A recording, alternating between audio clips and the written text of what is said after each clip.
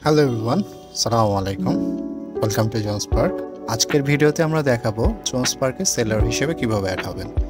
So প্রথমে আমাদের website open করে বিকাম এ সেলার অপশনে ক্লিক করবেন। এরপরে আপনাদের সামনে আসবে কোম্পানির নেম। প্রথমে আমরা কোম্পানির নেম, আপনার ফার্স্ট নেম, লাস্ট নেম, শপের যে মোবাইল নাম্বারটা সেটি অ্যাড করব। এরপর টেলিফোন নাম্বার থাকলে দিলেন, না হলে না দিলেও সমস্যা নেই। এরপরে একটা ভ্যালিড ইমেল অ্যাড্রেস এবং একটি পাসওয়ার্ড দিবেন।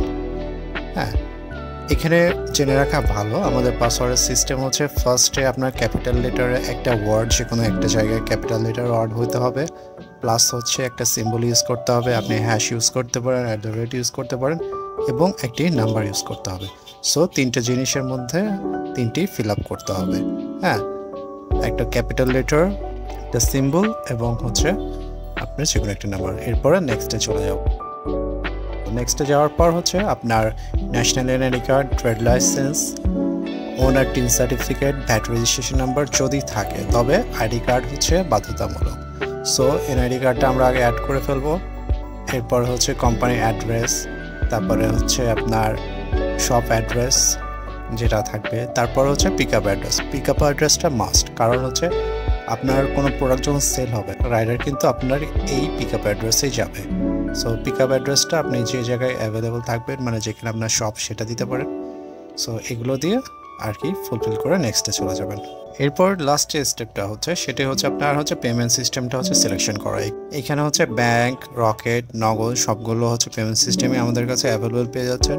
এখানে আমি বিকাশ সিলেক্ট করে দিলাম। আমার নাম এবং মোবাইল নাম্বারটি এখানে আমি দিয়ে দিব। প্লাস পরে আপনার বিজনেস লোগো, আপনার যদি কোনো লোগো থাকে আপনার শপের বা আপনার যে বিজনেসটা করছেন সেই লোগোটা আপনি দিবেন।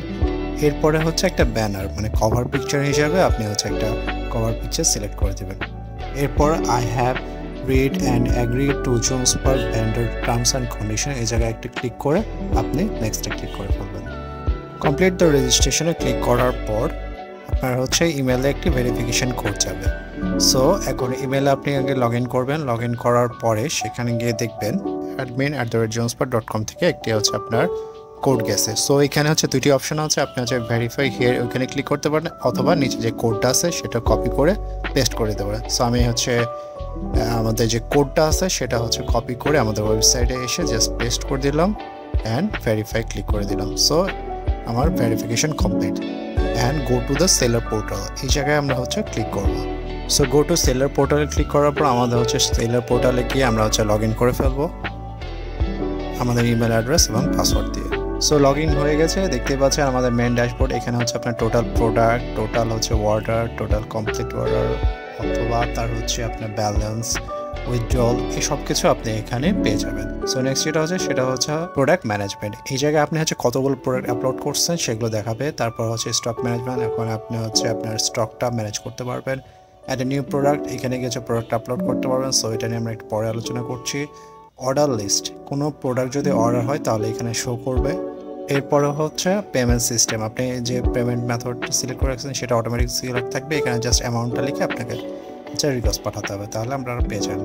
এরপর রিটার্ন স্টেটমেন্টস, এই জায়গায় আপনার কোনো প্রোডাক্ট রিটার্ন আসলে সেখানে দেখাবে। নেক্সট যে অপশনটি সেটা আপনার শপ ডিটেলস। এই কি জায়গায় গিয়ে আপনাকে এক এক করে সব কিছু ফিল আপ করে দিতে হবে, নাহলে কিন্তু আপনাকে ভেরিফাইড দেখাবে না, নট ভেরিফাইড লেখা আছে, দেখেন। সো ফার্স্টে গিয়ে আমরা বিজনেস, আপনার অ্যাবাউট বিজনেস সম্পর্কে একটু কিছু বলবেন। তারপরে আপনার বিজনেস টাইপটা কি সেটা বলবেন। তারপর আপনার মোবাইল নাম্বার তো দেওয়া থাকবে, telephone number, email, Facebook link, website যদি আপনার কাছে থাকে, সো এগুলো দিয়ে দিবেন। প্লাস কোম্পানির অ্যাড্রেস যদি চেঞ্জ করতে চান, সো এখান থেকে আপনি অ্যাড্রেসটা চেঞ্জ করে ফেলতে পারবেন।